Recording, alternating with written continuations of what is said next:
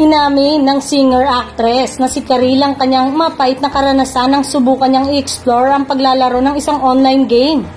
Sa isang episode ng It's Showtime, naibahagi ng TV host ang kanyang naging karanasan nang subukan niyang laruin ng Mobile Legend upang makarelate sa asawa niyang si Yael Yuson.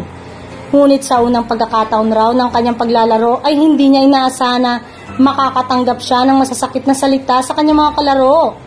Na-trash talk ako. Sumakit yung damdamin ko, tinry ko lang naman, pagbabahagi ni Karil.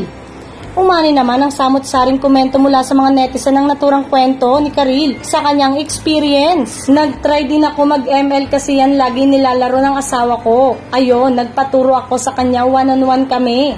Ang saya, magkalaban kaming dalawa, walang ibang player. Para kaming naglalaro ng tagu-taguan, walang away sa nangyari, sad ng isang netizen. Comment naman ng isang netizen, cute ni Karil, ganyan din ako nung nag-uumpisa ako pero feeling ko na trash talk na rin ako niya noon. Sa It's Showtime, hindi niya lang nasabi.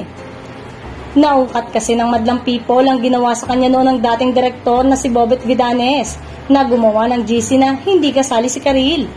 Pabiro niyang hirit na may pagkakataong tila na pagkaisahang hindi isali si Karil sa kanilang chat group sa It's Showtime.